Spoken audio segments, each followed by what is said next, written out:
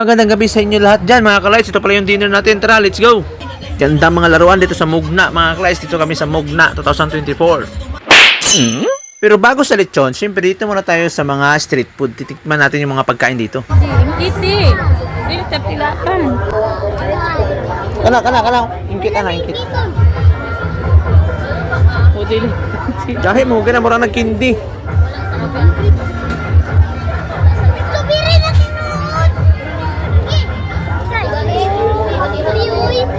Mangurin mo.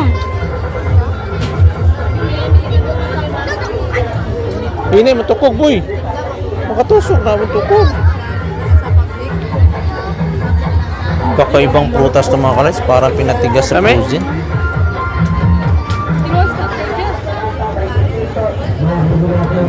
At syempre, dito na tayo sa MG Lechon House.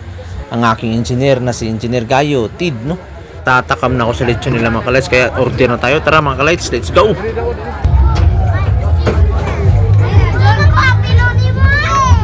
Bula! Mga ka-lights, habang ino-order natin yung ating pagkain, no? Gusto kong ibigay sa inyo ang topic namin kanina sa simbahan about sa rising generation. Anuman ang mangyayari mga ka-lights, talagang wag nyong hayaan na mawalan kayo ng atensyon at oras sa inyong pamilya. Kahit anong pang mangyari sa pagdating ng panahon, ang pinaka-importante talaga ay yung mabigyan nyo sila ng oras. Dahil pag meron kayong oras sa inyong pamilya, meron din silang malakas na loob na lumaban sa lahat ng hamon sa buhay. Hanggat andyan kayo mga ka-lights, gabayan nyo ang inyong mga anak at inyong asawa. Suportahan nyo ang inyong pamilya habang kayo nandyan. I-guide nyo sila at huwag nyo silang pababayaan. Di baling hindi masyadong kalakihan yung inyong kita dito habang kasama sila. Basta't nandyan kayo sa tabi nila. Kung hanggat kaya nyo, huwag nang lumayo, magtrabaho para sa pera, lumayo sa ibang lugar para lang sa pera, pilitin nyong huwag nyong maabot ang ganong mga klaseng status ng buhay. Kagaya ko mga ka-lights, 6 na yung anak ko, pero pinipilit kong mabuhay kami na nandito lamang ako sa tabi nila, hindi na ako lumalayo. Kumakayod ako ng doble, kaya ito nagbablog ako, na sumisikap ako sa isang content creator. Kahit ito'y mahirap, ginagawa ko, tinitiis ko, pagod ako sa trabaho, pag uwi ko, nag-iimbak ako ng mga video, nagko-content ako, nagvo-voice over ako.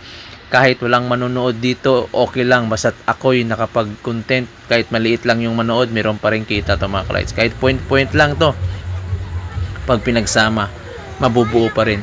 Kaya malaking tulong rin sa akin mga ka-lights, na kung meron talagang magsuporta sa akin ng tunay at totoo, salamat sa inyong lahat dyan. Hindi ko kayang buhayin yung aking pamilya ng isang trabaho lang mga ka-lights. Kailangan kong kumayo dito sa Facebook, dahil kulang yung kikitain ko sa aking pagtatrabaho, sa aking pagiging contractor, sa aking pagiging electrician ko. Kaya andito ako sa larangan na ito. Mahirap man, susubukin ko, titibayin ko yung loob ko hanggang sa abot ng aking mga kaya. Hindi man madali ang tinatahak kong landas, pero ako'y lumalaban dito ng patas mga ka-lights. Alam ko maraming ayaw sa akin at maraming hindi nagkakagusto sa mga ginagawa kong content. Sa pagtuturo, alam ko marami akong nagagawang mali, hindi ako perfecto. Pero ito lang masasabi ko mga ka-lights, ninanais kong makatulong, ninanais kong gumawa ng tama, ninanais kong hindi magkakaroon ng maling mga desisyon sa buhay. Kaya pinipilit ko ang sarili kong ipasok sa mundo ng ganito. Kahit alam kong marami akong makukuha ditong pambubuli at iba pang mga sinasabi na mga hindi makaya-aya. Alam ko hindi natin ma-replace sa lahat ng mga tao, pero may isa tayong alam na gawin, yun ay ang paggawa ng tama.